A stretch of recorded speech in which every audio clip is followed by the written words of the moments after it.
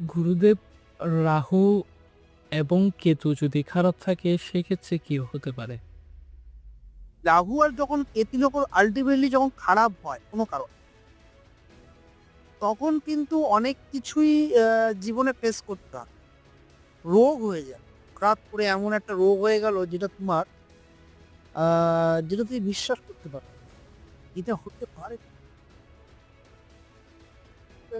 মানে একটা জীবনে পাহাড় নেমে যাবে।